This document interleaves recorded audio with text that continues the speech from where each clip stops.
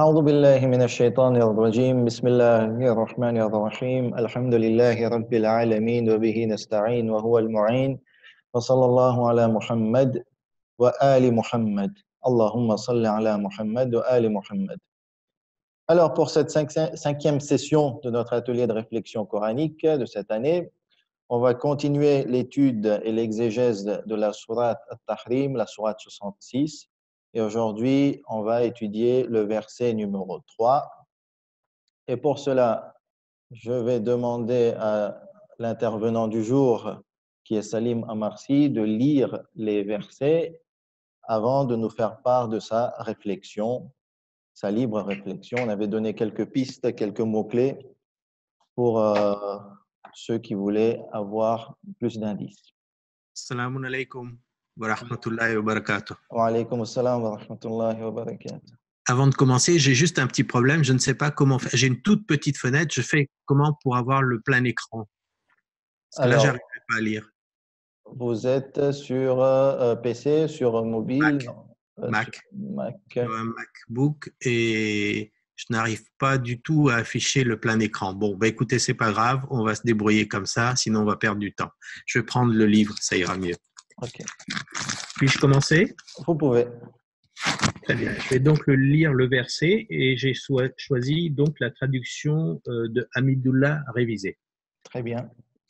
Donc voici le verset 3. A'udhu billahi minash shaitanir rajim. Bismillahir rahmanir rahim.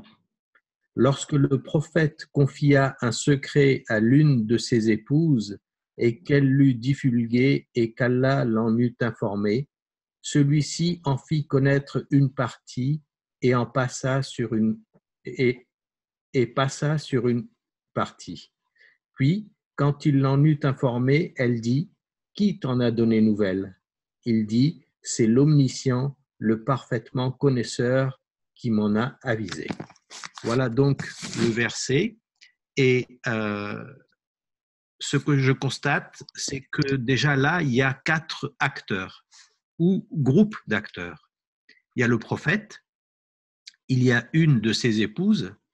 Ensuite, il y a là où les personnes à qui le secret a été divulgué, et puis tout ça en présence d'Allah subhanahu wa ta'ala. En lisant la traduction de Masson, on découvre qu'une seule personne a reçu le secret en deuxième main. Je vais donc vous lire cette partie et traduite par Masson. Bismillahirrahmanirrahim. Lorsque le prophète confia un secret à l'une de ses épouses et qu'elle le communiqua à sa compagne. Donc, désormais, on sait que le secret a été divulgué à une seule personne et c'est une compagne de la première personne. Ensuite, il y a encore des choses qui ne sont pas très claires pour moi. Et donc, j'ai fait appel à la traduction de Keshrid qui m'a fait découvrir l'identité des personnes. Je vous lis le verset. Bismillahirrahmanirrahim. Quand le prophète confia un secret à l'une de ses épouses, entre parenthèses Hafsa, et qu'elle en fit part cependant, entre parenthèses, à Aïcha. Dieu l'en informa. Donc, là, à partir de ce moment-là, maintenant, je sais quels sont les personnages qui sont dans cette intrigue. Et donc, pour moi, c'est beaucoup plus clair. Par contre, la deuxième partie était un peu plus confuse pour moi. Est-ce que le secret confié à Hafsa était partiel de la part du prophète, ou alors il a suffi au prophète de rapporter à Hafsa juste une partie de ce qu'elle avait divulgué pour la convaincre qu'il disait vrai. Et ça, la réponse, je l'ai encore trouvée dans la traduction de Keshrid, et je vous la lis. Bismillahirrahmanirrahim. Il lui indiqua une partie de ce qu'elle avait divulgué et se tut sur l'autre. Donc, à partir de ce moment-là, pour moi, le verset était à peu près clair et que tout allait bien pour moi dans la compréhension. Deuxième chose, c'est qu'il y a là en fait une action en boucle qui part du prophète, le point de départ, va vers Hafsa, puis Aïcha. Elle revient ensuite vers le prophète pour s'arrêter à Hafsa, avec tout au long de cette intrigue l'omniscience d'Allah subhanahu wa ta'ala. Et cette omniscience est en fait une omniprésence d'Allah subhanahu wa ta'ala. Et cela m'amène directement à la notion de taqwa, qu'on définit habituellement par crainte révérentielle. Je ne suis pas très à l'aise par rapport à cette définition ou à ce concept, ou vu de cette façon-là. Je dirais plutôt qu'il s'agit là d'être conscient d'une présence permanente dans tout ce qu'on fait, dans tout ce qu'on dit, dans tout ce qu'on pense, même dans nos niyettes en public, comme quand on est seul. C'est donc la présence d'Allah subhanahu wa ta'ala. Et cette simple conscience est en fait pour moi une espèce de garde-fou. C'est une prévention qui suffirait à m'empêcher d'aller vers l'interdit. La crainte pour moi est un sentiment négatif. C'est quelque chose, je dirais, que je subis et je ne suis pas tout à fait à l'aise avec ça. Je préfère être actif, volontaire, pour parler plutôt d'amour envers mon Créateur. Dans la vie, quand on aime très fort quelqu'un, on évite ce qui lui déplaît. Donc, voilà ce que je retire à peu près de ce verset par rapport à la compréhension et par rapport à une certaine application dans ma vie de tous les jours. Mais bien sûr, il me reste des questions à poser. La première est, pourquoi Allah subhanahu wa ta'ala nous fait-il part de cet événement? Et deuxièmement, pourquoi parler de la divulgation du partiel du secret? Rien n'est inutile dans le Coran. Forcément, il doit y avoir une raison derrière et j'espère qu'on aura les explications dans la suite ou plus tard dans les séances suivantes. Pour conclure, je pourrais donner un titre à ce verset et ce serait, entre guillemets, le témoin. Voilà en ce qui concerne ma réflexion. Merci de votre écoute. Ok, Ahsantum, très bien. Merci beaucoup pour ce partage très intéressant. Je vais continuer et Inch'Allah, au fur et à mesure, on verra si les questionnements qui ont été soulevés, on arrive à trouver des réponses ou quelques réponses. À la suite de ces réflexions, j'aimerais aussi partager quelques pistes de réflexion et finalement, elles se rejoignent par rapport à ce qui nous a été proposé comme questionnement à la fin. Premier questionnement, c'est pourquoi le Coran n'a-t-il pas dévoilé tous les détails concernant cet événement? Vous avez remarqué, et même on l'a très bien vu, que concernant le partage de la réflexion de l'intervenant, c'est naturel, on veut essayer de comprendre tous les détails, d'avoir tous les détails, sûrement dans le but de comprendre ce qui se passe pour cet événement. Et à partir de là, on pourra retirer les messages comme il le faut. Et donc, encore une fois, la question que moi je me pose beaucoup, c'est pourquoi le Coran n'a pas tout dévoilé? Qui étaient les protagonistes, surtout les femmes concernées, à qui on avait confié le secret?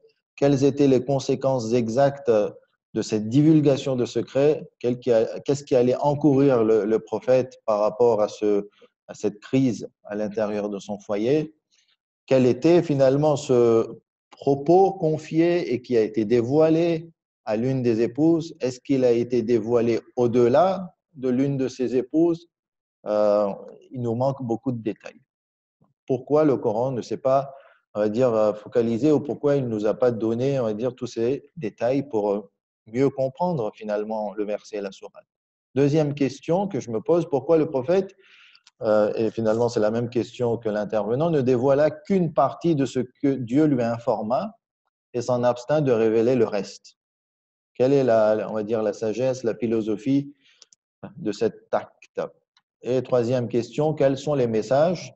Ça rejoint aussi la même question qui a été posée par l'intervenant. Quels sont les messages que l'on pourrait retenir de ce verset? Pourquoi Dieu nous a fait part de ce verset de cet événement qui est quand même assez intime et privé. On va essayer de voir ce que l'on trouve tout d'abord en comparant quelques traductions. Qu'est-ce qu'on essaye de relever, soulever? Alors, je ne vais pas exposer nombreuses traductions puisque le verset est long. Aujourd'hui, on va se suffire de 3 exposés. La première traduction, c'est celle de Kazimierski. Le prophète confia un secret à une de ses femmes. Elle le publia. Dieu lui révéla cette indiscrétion. Le prophète lui en fit savoir certaines choses et il passa outre sur d'autres.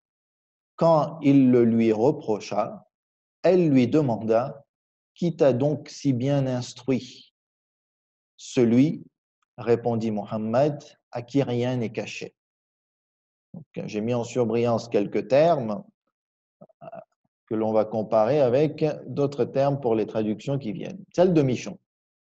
Lorsque le prophète confia un secret à l'une de ses épouses, encore une de ses épouses, et que celle-ci le divulgua à une compagne, entre crochets, c'est bien une note de traduction, une explication de la part du traducteur.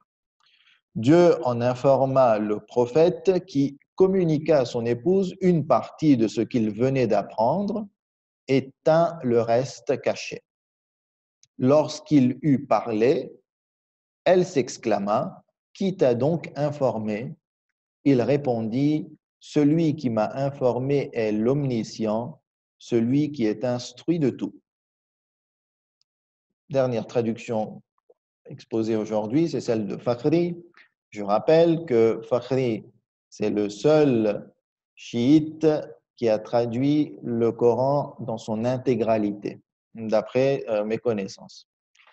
Rappelez-vous, quand le prophète confia un secret à une de ses épouses, mais elle en fit part à une autre, Dieu en avisa le prophète fit connaître à son épouse une partie de ce qu'il savait et passa l'autre partie sous silence. Quand il lui fit savoir, elle demanda: Qui t'a informé? Le prophète dit: L'omniscient, celui qui connaît tout, m'a avisé de cela. Donc, vous avez remarqué que dans la traduction de Fakhri, il y a beaucoup de mots ou groupes de mots entre crochets, ce qui révèle qu'il a voulu donner des notes de traduction pour mieux étayer son texte. Alors, j'aimerais qu'on se focalise sur le terme « une de ses épouses ». Si on lit en arabe, on trouve le terme « wa'idh asadra nabi », donc « wa'idh » et « lorsque » et « quand ». Donc, et quand, ça manque dans la traduction de Kazimierski. Juste une petite note de critique. Asadra nabi, donc lorsque le prophète, l'envoyé, confia un secret. Et là, à ba'dhi azwajihi. Et on a le terme ba'd qui signifie en arabe ici qui a une signification d'un nombre indéfini. Ça pourrait être un, ça pourrait être deux, ça pourrait être plusieurs. Bien entendu, le terme ba'd ne signifie pas plus de 10 en général. Généralement, ce n'est pas une règle stricte. Mais ici, lorsqu'on utilise le terme ba'd, c'est sûr qu'on a une ambiguïté sur le nombre d'épouses. C'est un terme indéfini. Alors que vous avez remarqué toutes les traductions, et j'en ai vérifié 34, 35, toutes les traductions disent une de ses épouses. Donc, aucun traducteur ne traduit le terme ba'd de façon stricte. Et j'ai trouvé ça, on va dire, un peu bizarre. Lorsqu'on doit traduire, normalement, dans les règles de la traduction, c'est qu'on ne privilégie pas l'interprétation, on privilégie le verbe, le mot. Et on doit essayer de rapporter le mot dans la langue d'origine vers la langue d'arrivée, la langue de traduction, de façon exacte, selon le sens qu'il donne dans la langue d'origine. Et ici, dans la langue d'origine en arabe, on a le terme ba'dhi azwajihi. Donc, Dieu souhaite rester ambigu sur le nombre de femmes. ou d'épouse. On va maintenant passer à Allama Tabatabai. Vous avez aussi remarqué que dans la traduction, quand on lit le verset, il y a beaucoup de pronoms. Il, elle, celui-ci, celui. Et c'est là qu'on retrouve la même méthode d'Allama Tabatabai qu'on avait découvert hier et avant-hier. C'est que Allama Tabatabai a un souci. Le souci, c'est qu'il veut analyser le texte grammaticalement parlant et morphologiquement parlant. Il veut que les sens soient clairs pour lui, il veut que les pronoms, la grammaire, tout soit clair pour qu'il puisse déduire ou produire le meilleur sens pour le verset coranique. Je vais lire rapidement. Le but, ce n'est pas de comprendre tout ce que dit Allama Tabatabai lors de cet exposé. Le but, c'est que vous sachiez comment avance Allama Tabatabai dans sa méthode. Alors, le terme sir signifie le propos que tu caches en toi et que tu dissimules. Donc, il veut bien définir le terme utilisé dans le verset. Le terme israr signifie dévoiler le propos à un tiers en lui demandant de le dissimuler. Le pronom du verbe nabba'at fait référence à quelques de ses épouses. Et voici comment moi je traduis quelques de ses épouses.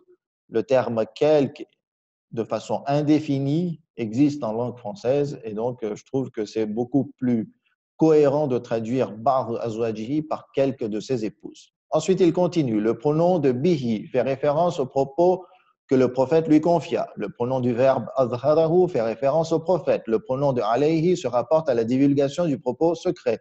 Les pronoms des verbes ardafa ou a'rada font référence au prophète. Le pronom de ba'dahu se rapporte au propos divulgué.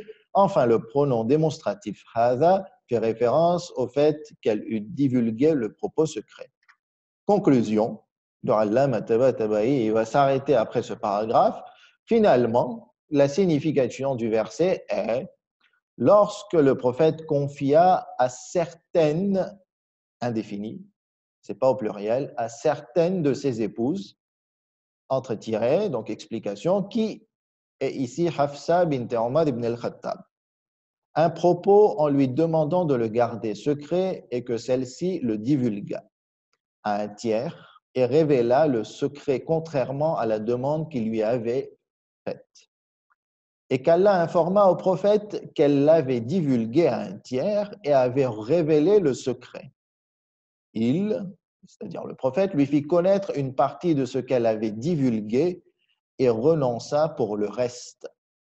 Lorsque le prophète lui informa de la divulgation du propos, elle demanda au prophète « Qui t'a donc renseigné et informé que j'avais divulgué le propos et révélé le secret à autrui ?» Le prophète répondit « C'est l'omniscient, le connaisseur qui m'en informa et me mit au courant, et c'est Allah qui sait parfaitement le caché et l'apparent, et c'est lui qui connaît parfaitement les secrets. » Donc, j'ai mis en rose, en surbrillance, tous les éléments que Allama Tabatabai a rajoutés par rapport aux mots présents dans le verset pour qu'il nous donne plus d'explications afin qu'on puisse mieux comprendre la signification du verset.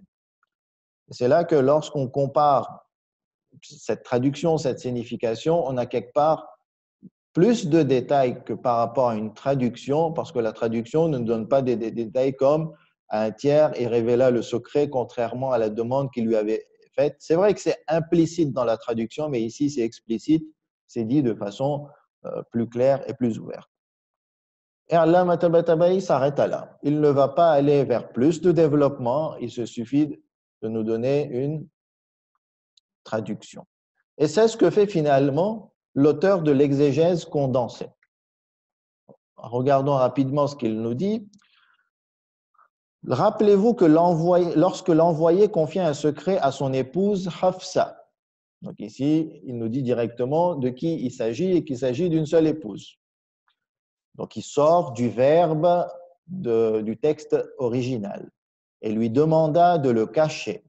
Puis, lorsqu'elle informa Aïcha et qu'elle lui divulgua le secret contrairement à la demande qu'il avait faite, et Allah informa l'envoyé qu'elle mit au courant à une tierce personne et qu'elle divulgua le secret. L'envoyé fit connaître à Hafsa une partie de ce qu'elle avait formulé et renonça à le faire pour le reste par respect. Et ici, le petit élément par respect, il est important puisqu'il répond à une question, la question qui avait été posée, c'était pour quelle raison le prophète n'avait divulgué qu'une partie de ce que Dieu lui avait révélé concernant l'acte, le mauvais acte de Hafsa, le fait d'avoir divulgué le secret à Aïcha. Et selon l'exégèse condensée, c'est par respect. Le prophète n'a pas voulu donner tous les détails à Hafsa et n'a pas voulu lui dire que voilà, tu as fait ceci, tu as fait cela de A à Z. Il lui a donné une indication, il lui a donné une petite partie, mais il a quand même respecté son honneur pour que Hafsa ne soit pas quelque part déshonorée devant le prophète, en sachant que finalement, le prophète connaît tout et le prophète me l'a bien fait savoir. Donc ici, c'est ce qui est, on va dire, ressenti de la part de l'auteur de cette exégèse condensée. Quand il l'informa de ce qu'il sut à propos de cette affaire, elle lui dit, quitte à révéler que j'ai transmis la parole à un tiers et que j'ai divulgué le secret. Il répondit, c'est Allah. Allah n'y est pas dans le verset, quand vous regardez bien. Donc c'est Allah, l'omniscient, et celui qui connaît les cœurs me l'a révélé. Donc, encore une fois, on va dire, une traduction détaillée du verset. Allons voir maintenant ce que nous propose Cheikh Makarem. Et il va nous dire que le verset nous fournit plus de précisions sur l'événement. Voyons voir quelles sont ces précisions. Il dit, souvenez-vous, donc là, on a une traduction de la part de Cheikh Makarem. Souvenez-vous lorsque le prophète confia un de ses secrets à quelques de ses épouses. Donc ici, encore une fois, le nombre est ambigu. Au départ, on dit quelques de ses épouses. Mais qu'elle ne le garda pas et le divulgua et qu'Allah informa son messager à propos de la divulgation du secret. Ce dernier en fit connaître une partie à son épouse et s'abstint sur le reste. On n'a rien de nouveau pour le moment, on a une traduction du verset. Quel était ce secret que le messager avait confié à quelques de ses épouses qui ne l'avaient pas gardé?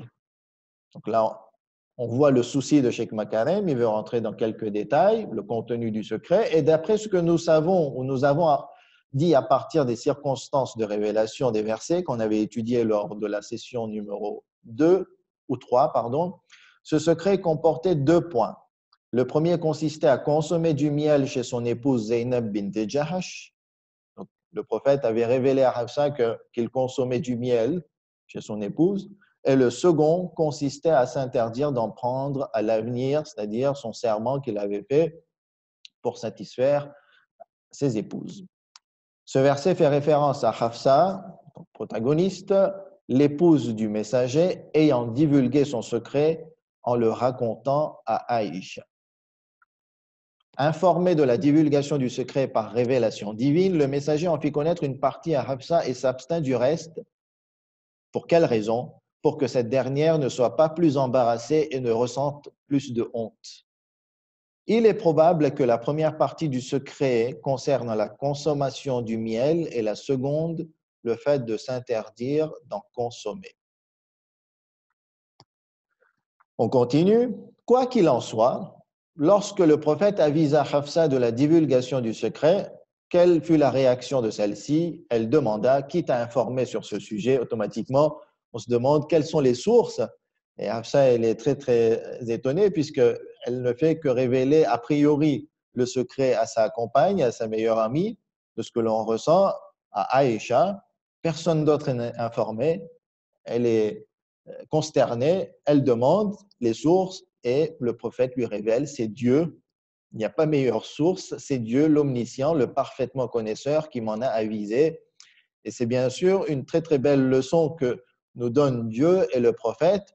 Et cette leçon a été bien mise en relief par l'intervenant, Salim Amarsi, puisque on va dire c'est une base de notre comportement religieux. C'est une base aussi de notre dogme, c'est de croire à un Dieu qui est absolu, qui est omniscient, qui connaît tout, qui nous connaît même plus que nous. Et les effets de ce dogme, de cette croyance, sont extrêmement importants pour l'être humain et pour le croyant. On continue de l'ensemble de ce verset. Il relève que certaines des épouses du prophète non seulement le bouleversaient par leurs paroles, mais elles ne pouvaient même pas garder un secret, ce qui est une des plus importantes caractéristiques d'une épouse fidèle. Donc, ce point-là, je pense qu'il est très, très important. Le prophète a une mission très, très importante, celle de révéler le message divin à l'humanité, celle d'expliquer ce message, celle de mettre en pratique ce message et de mettre en condition l'être humain pour qu'il puisse comprendre, assimiler, appliquer et pratiquer ce message, c'est-à-dire établir un gouvernement, établir une société qui puisse accueillir et bien pratiquer ce message, tout cela pour le bien de l'humanité. Et pour cette mission, le prophète a besoin de bonnes conditions. On a très bien vu qu'à Mecca, durant 13 ans, les conditions n'étaient pas propices. Mais à Médine, les conditions se sont améliorées, même s'il y avait énormément de difficultés. Et parmi les conditions propices, il a besoin de quiétude chez lui. Il a besoin de personnes de confiance. Et là, il a besoin d'épouses en qui il peut faire confiance. Et si on voit ou si il constate qu'il ne peut pas faire confiance à quelques personnes proches, très proches de lui, à ce moment-là, c'est très compliqué, ça complique sa tâche, ça peut remettre en question sa stabilité, ça peut le déstabiliser dans sa mission. Et j'estime que c'est pour cette raison que Dieu a intervenu pour ce verset. Un, c'est pour, on va dire, donner un message clair aux épouses, donner un message clair aux croyants pour la mission prophétique, mais aussi qu'ils prennent leçon et que tous prennent leçon, que pour que la société fonctionne bien, pour que un noyau à l'intérieur de la société, les relations humaines fonctionnent bien, il y a besoin de confiance. Et parmi les exemples de confiance, c'est de bien garder les secrets. Et surtout de nos jours, il faut bien qu'on prenne leçon de ce verset, surtout de nos jours où les moyens de communication se sont facilités, on peut tout révéler par WhatsApp. Il faut faire énormément attention pour ne pas divulguer tout et n'importe quoi lorsqu'on nous fait part de messages privés, lorsqu'on nous fait part de secrets. Il ne faut pas les révéler. On n'a pas le droit de révéler puisque d'un côté, on ne tient pas rigueur du dépôt qu'on nous a confié.